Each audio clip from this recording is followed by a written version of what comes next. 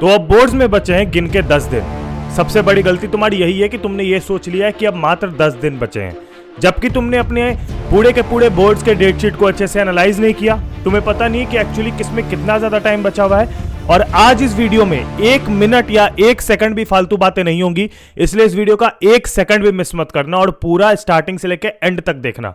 आज कोई like target नहीं, वीडियो पसंद आई, जेन्युइन लगा कि हाँ इससे कुछ लेके जा रहे हैं तभी लाइक मारना, नहीं तो मत मारना, देयर इज नो इशू। ठीक है, और साथ ही में सब्सक्राइब भी तभी करना जब तुम्हें लगे कि हाँ भैया मैंने यहां से कुछ लिया है, तभी। दैट्स इट यार। देखो एकदम सच बताओ ना, तो आज के इस प्लानर को बनाने में मेरे पसीने छूट गए। पता है क्यों? क्योंकि इस प्लानर को बनाने के लिए लिटरली मेरे को हर एक चीज, हर एक पैरामीटर को देखना पड़ा जो कि इंपॉर्टेंट है, जिससे कि तुम अपने पढ़ाई को स्टार्ट कर सकते हो या फिर रिवीजन स्टार्ट कर सकते हो, कुछ भी कर सकते हो। 0 पे हो, 20% कर रखा है, 30%, 50%, कोई मतलब नहीं है उससे। देखो सबसे पहली तो बात है कि मैं एक तुम्हारा मिसकंसेप्शन हटा देता हूं कि क्या सच में 10 ही दिन बचे हैं। नहीं यार, अगर मैंने एक छोटी सी यहां पर लिस्ट बनाई थी, तुम देख पा रहे होगे। ये लिस्ट अगर तुम गौर से देखोगे तो ये क्लास 12 के कुछ सब्जेक्ट है, या क्लास 10 के कुछ सब्जेक्ट है। अगर दूसरे स्ट्रीम से हो तो प्लीज थोड़ा सा मैनेज कर लेना। यहां पर देखो इंग्लिश के लिए बचे हैं 8 दिन। अगर मैं जिस समय ये वीडियो शूट कर रहा हूं उस समय के हिसाब से मैंने जोड़ा है। तुम इस वीडियो को 15 तारीख या उससे बाद भी देख सकते हो। देखो यहां लिख दिया subject to change whenever you are watching. तो तुम 15 तारीख, 16 तारीख कभी भी देख रहे हो, उससे मतलब नहीं है। तुम इस चीज को ध्यान रखो कि यहां पर इंग्लिश के लिए 8 दिन बचा है, केमिस्ट्री के लिए 12 दिन, फिजिक्स के लिए 17, मैथ्स के लिए 22, फिजिकल एजुकेशन के लिए 24, बायोलॉजी के लिए 26 और क्लास 10th इंग्लिश के लिए 11, साइंस के लिए 16, एसएसटी के लिए 26, मैथ्स के लिए 31 और हिंदी के लिए 18। तो सबसे पहली बात यही है यार कि गैप्स, मतलब कि अगर हम लोग बात करें कि हमारे पास टाइम कितना बचा है, तो वो 10 मिनट तो है ही नहीं, वो तो बहुत ज्यादा है। पहली बात। दूसरी बात, बच्चे कहेंगे भैया गैप्स को आप कैसे कंसिडर कर सकते हो सिलेबस कंप्लीटेशन के लिए? तो भैया जब आपने पूरे साल को कंसिडर नहीं करा अपनी पढ़ाई करने के लिए, तो ये गैप ही है जो तुम्हें बचाएंगे। और हम ऐसे बच्चों में से आते हैं भैया जो अपने एसएसटी का बुक पूरे साल ना छू के गैप में ही 4 दिन में एसएसटी को ऐसा फोड़े कि क्लास 10th में 95% फोड़ दिए, सिर्फ गैप में पढ़ के, अगर एसएसटी की बात करें तो ये बात जेन्युइन है। आगे आते हैं डेज की, तो मैंने तुमको क्लैरिटी दे दी, बट सिंपल सी बात है यार कि अगर मैं पढ़ने के लिए बैठूंगा भैया तो भी NCERT, previous year question, video, sample paper और मोस्ट इंपॉर्टेंट क्वेश्चन सारे करने पड़ते हैं। अगर आप एक जनरल पढ़ाई कर रहे हो, एक जनरल पर्सपेक्टिव से जा रहे हो, तो आपको पहले एनसीईआरटी करनी पड़ेगी, वीडियोस देखना पड़ेगा, प्रीवियस ईयर क्वेश्चंस बनाने पड़ेंगे, सैंपल पेपर्स बनाना पड़ेगा, मोस्ट इंपॉर्टेंट क्वेश्चन बनाना पड़ेगा। क्या ये पॉसिबल है? नहीं है। तो अब हम लोग को फिल्टर करना पड़ेगा। किस हिसाब से करना पड़ेगा? बिल्कुल जेन्युइन हर एक चीज को एनालाइज करके यहां पर बनाया है।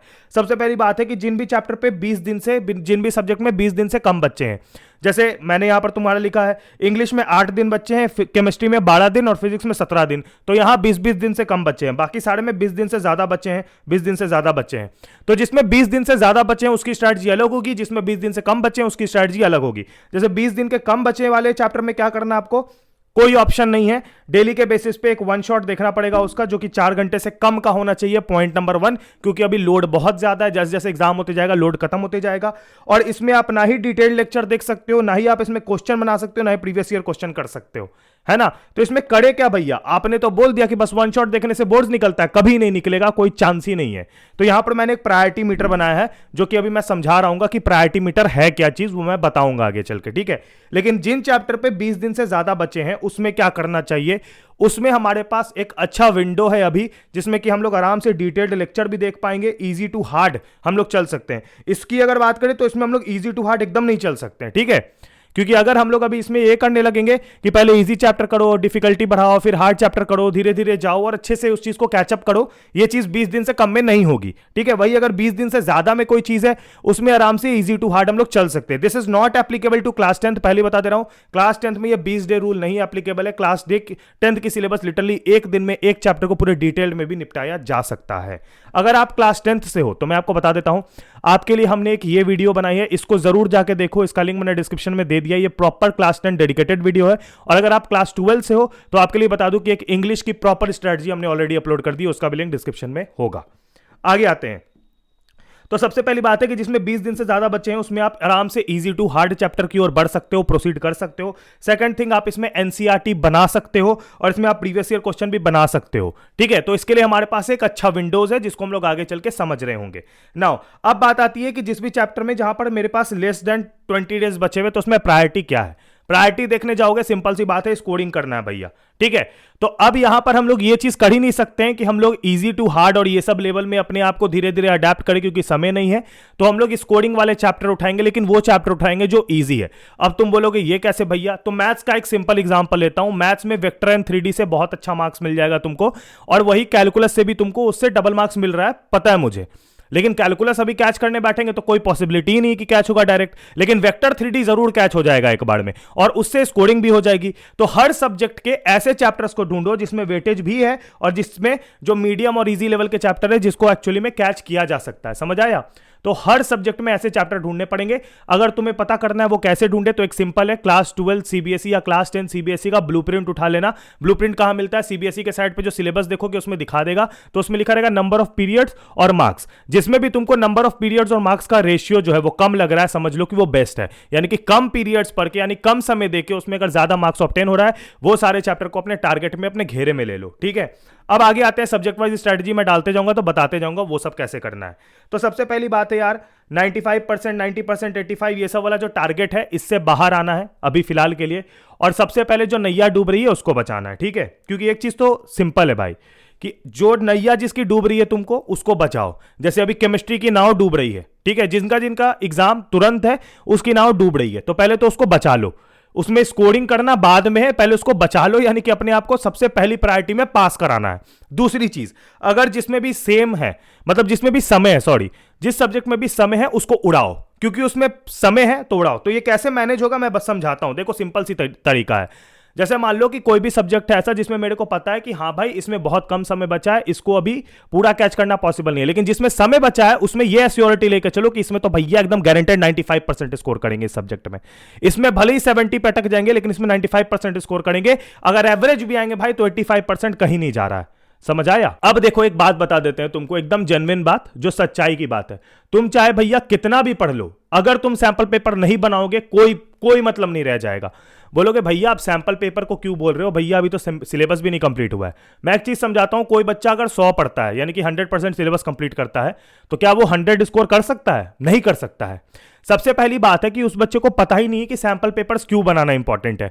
सैंपल पेपर्स का रोल ऐसा है ही नहीं कि इससे क्वेश्चन लड़ेंगे या कुछ ऐसा, वो सब तो बात की बात होती है, लेकिन मेन इंपॉर्टेंस यही होता है भैया, क्योंकि हम जब एग्जाम के लिए पूरा पढ़ के गए और बैठे एग्जाम में सैंपल पेपर सॉल्व करने, हमसे कुछ नहीं बना। टेंशन मत लो, टेंशन मत लो, अभी के टाइम पे तुमको सैंपल पेपर की बुक नहीं खरीदने बोलूंगा, इसलिए टेंशन फ्री रहो। अगर तुम्हारे अंदर धुक धुक हो रहा था कि भैया अभी आप बोलोगे सैंपल पेपर की बुक खरीदो और बैठ के उसको सॉल्व करो, तो नहीं, तुम्हारे लिए उसके 25% कॉस्ट का यूज करके, जो सैंपल पेपर मार्केट में 1200-1300 की आएगी, उसका भी 25% मात्र पैसा यूज करके तुमको सारी सैंपल पेपर का प्रैक्टिस करवा देंगे। और वो भी पता है कैसे? सुनो मेरी बात, वो भी ऐसे नहीं कि तुम खुद से बैठ के सॉल्व कर रहे हो फिर एनालाइज कर रहे हो, क्योंकि इतना समय है ही कहां हमारे पास, हमने कुछ पढ़ा ही नहीं है। लेकिन सैंपल पेपर क्योंकि इंपॉर्टेंट है, इतना समय ही नहीं है अपने पास कि बैठ के हम लोग खुद से एनालाइज करें, खुद से उसको पढ़े, खुद से बनाए। तो इसी के लिए तुम सभी लोगों के लिए यार 3 चीजें लेके आया हूं जो कि बहुत बहुत इंपॉर्टेंट है, स्क्रीन पे दिख रही होगी। हमारे जितने भी पीसीएमबी वाले बच्चे हैं, जितने भी पीसीएम वाले बच्चे हैं और जितने भी पीसीबी वाले बच्चे हैं, आपके लिए यह चीज है इंपॉर्टेंटली, आप लोगों की जो सैंपल पेपर की प्रैक्टिस है वो हम लोग करवाने वाले हैं। 10 सैंपल पेपर का हम लोग लाइव डिस्कशन करेंगे डिटेल में, ठीक है। दूसरी चीज, हम लोग 80 आवर्स का आपको लाइव सेशन देंगे। तीसरी चीज, इसमें आपको बेस्ट प्रिपरेशन स्ट्रैटेजी बता देंगे फॉर बोर्ड एग्जाम बचे हुए टाइम में। तो एक चीज मैं आपको बता दूं कि इससे अच्छा कुछ नहीं हो सकता। अगर तुमने अभी तक सैंपल पेपर नहीं सॉल्व किया, सैंपल पेपर नहीं बनाया है, अभी फटाफट जाओ, डिस्क्रिप्शन में इसकी लिंक डाल रहा हूं। और देखो ये तुमको दिख रहा होगा 379 का है, ठीक है। इसमें तुम्हारे जितने भी टॉप एजुकेटर है ना, ये सब तुमको पूरी सैंपल पेपर की प्रैक्टिस करा देंगे। मेरे को बताने की जरूरत नहीं है एजुकेटर के बारे में, क्योंकि तुम ऑलरेडी जानते हो, ये तुमको करा देंगे। लेकिन 379 नहीं, तुम लोग क्योंकि थोड़े लेट हो, और सबसे इंपॉर्टेंट बात है क्योंकि तुम कैफे पीडिया आर्मी के मेंबर हो, तुम्हारे लिए इस पर 20% हम ऑफ करा दे रहे हैं, बस 2 दिन के लिए। कल तक यानी 15 तारीख तक में अगर तुम ये सैंपल पेपर बैच लेके अपनी सैंपल पेपर की तैयारी करना साथ में शुरू कर देते हो, तो हम तुम्हारे लिए 20% कर दे रहे हैं। कोड लगा लेना PDN10, यहां साफ साफ लिख दिए हैं, ठीक है। ये कोड लगा लोगे तो सैंपल पेपर बैच में 20% ऑफ हो जाएगा तुमको। और हम पर्सनली रिकमेंड कर रहे हैं, ठीक है, पर्सनली, कि ये जरूर लेना, क्योंकि अभी तुम सैंपल पेपर अफोर्ड ना ही करो, या फिर उसमें उतना पैसा ना ही डालो, या फिर अगर डाल चुके हो तो फिर भी still this is the most important. इसमें अलग से तुम्हारे लिए टाइम नहीं देना है, तुम इसी टाइम में क्वेश्चन भी कर लोगे इंपॉर्टेंट, सैंपल पेपर भी बना लोगे विद द टॉप एजुकेटर। ठीक है, एक और बात बता दूं कि अगर तुम लोग ये प्लान कर रहे हो कि आगे चल के ड्रॉप लेना है, ठीक है, या फिर तुम्हारे छोटे भाई बहन होंगे, या फिर तुम क्लास 10th में और क्लास 11th में मूव कर रहे हो, तो तुम्हारे लिए भी एक अच्छी सरप्राइज यार कि अभी आपको अनअकैडमी पे 48% तक का ऑफ मिल रहा है यूजिंग द कोड PDNS10। जैसे सबसे पहली बात है कि जो प्राइसेस थे उसमें 35% तक का ड्रॉप हमने करवाया है। सेकंड चीज, ये सिर्फ कैफेपीडिया आर्मी के लिए। सेकंड चीज, PDNS10 कोड आप लगाओगे तो एक्स्ट्रा 20% ऑफ मिल जाएगा, मतलब टोटल ओवरऑल 48% तक का आपको ऑफ मिल जाएगा। आप याद रखो, अगर आप क्लास 10th के बच्चे हो, क्लास 11 में मूव कर रहे हो, अगर आप जेई नीट ये सब की तैयारी करने वाले हो, या फिर अदर कॉम्पिटिटिव एग्जाम की, अगर आप क्लास 11 वाले हो, क्लास 12 में जाना चाहते हो, या फिर अगर आपका कोई जूनियर है, कोई भाई बहन है छोटा, उसको भी आप ये जरूर रिकमेंड करना कि this is the best time. ये ऑफर इस ईयर में दोबारा नहीं आएगा। 48% ऑफ अनअकैडमी की हिस्ट्री में पहली बार हो रहा है। तो अगर तुम लोग अपनी फ्यूचर की प्लानिंग कम से कम कॉस्टिंग में करना चाहते हो, अभी कर लो, और अभी के अभी ये सब्सक्रिप्शन बाय करके एक कॉन्फिडेंस भी ले आओ कि हाँ भाई अब तो करेंगे भी, और उतना ज्यादा पैसा भी नहीं लगाना पड़ेगा। लिंक डिस्क्रिप्शन में दे रखी है सैंपल पेपर बैच और 48% तक के ऑफ के लिए। कोड यूज करना मत भूलना, PDNS10। नाउ अब सवाल आता है कि भैया एक दिन में चैप्टर्स कितने करें। सिंपल सी बात है, मैं एक चीज समझाता हूं, एक दिन में कितने चैप्टर्स करने हैं इसका एक बहुत ही आसान तरीका है, लेकिन उससे पहले बता देता हूं कि कितने हमारे डेडिकेटेड डेज है। अब डेडिकेटेड डेज से क्या मतलब है मैं समझाता हूं। जैसे मान लो कि 24 को इंग्लिश का एग्जाम है, तो एक दिन तो मैं पूरा इंग्लिश को दूंगा ना, जिस दिन हम कोई सब्जेक्ट नहीं पढ़ रहे हैं, तो वो दिन हो जाएगा 23 तारीख। तो देखो वैसे ही क्लास 10th में जैसे 27 को इंग्लिश है तो 26 को डेडिकेटेड डे कर दिया, क्लास 12th में 23 को कर दिया, फिर केमिस्ट्री की बारी आए तो उसके लिए 2 दिन डेडिकेटेड कर दिया, फिर दूसरे सब्जेक्ट की, समझ रहे हो। ये सब जितने भी दिन आप देख रहे हो ये ऐसे दिन है जिसमें जो अगला एग्जाम आने वाला है सिर्फ उसकी पढ़ाई होगी, समझ आया। तो जैसे मान लो कि 28 को अपना केमिस्ट्री है तो 26 और 27 को सिर्फ केमिस्ट्री पढ़ेंगे, जिसमें रिवीजन कर लेंगे और सैंपल पेपर बैच से सैंपल पेपर कर लेंगे। ठीक है, ये तो हो गया काम अपना। फिर 4, 5, 8, 9, 10 ऐसे मैंने पूरी की तरह से इसको प्लान कर दिया है तुम्हारे लिए कि ये दिन को इंक्लूड मत करना, ये दिन को किसी की भी स्ट्रैटेजी बनाने में नहीं। तो स्ट्रैटेजी बनेगी कैसे, 3 एग्जाम्पल लिए हैं, तुम खुद से बना सकते हो, तुम खुद से सक्षम हो इसको आराम से करने के लिए। सबसे पहला, मान लो केमिस्ट्री मेरा 12th का जो है वो 12 दिन में होने वाला है। सिंपल एक ही लॉजिक रखना है, number of days by number of chapter. देखो कितने दिन बचे हैं अभी उस एग्जाम को। तो 28 तारीख को मैं लेके चल रहा हूं कि जितने भी हमारे डेडिकेटेड डेज है उसको मैं माइनस करके चल रहा हूं, तो मेरे पास 12 दिन के अराउंड बच रहे हैं। ठीक है, यहां मैंने गलती से फिर से माइनस कर दिया है, तो 12 दिन के अराउंड बच रहे हैं। अगर मैं उसको डिवाइड करूंगा तो 1.2 डेज, जिसका कोई सेंस नहीं बनता है राउंड फिगर करके, 1 डे एक चैप्टर पे दे सकता हूं केमिस्ट्री में, क्योंकि 10 चैप्टर आ रहे हैं, उससे ज्यादा पॉसिबल नहीं है। तो डेली बेसिस पे एक चैप्टर कंप्लीट होना चाहिए। उस एक चैप्टर में क्या क्या करना होगा, क्योंकि मैंने पहले ही बताया है कि 20 दिन से कम अगर है उस चैप्टर में तो सिर्फ 1 शॉट करेंगे और इंपॉर्टेंट क्वेश्चन करेंगे, दैट्स इट। और सैंपल पेपर बैच जो मैंने दिया है उससे सैंपल पेपर करेंगे, निकल जाएगा, पार हो जाएगा। ठीक है, सेम मैंने मैथ्स के साथ भी किया है। 22 दिन लेके चल रहा हूं, 15 चैप्टर लेके चल रहा हूं, तो कुछ समथिंग आएगा। और उसके अलावा अगर साइंस की बात करें तो 16 दिन है, 15 चैप्टर लेके चल रहा हूं, तो 1 चैप्टर अ डे।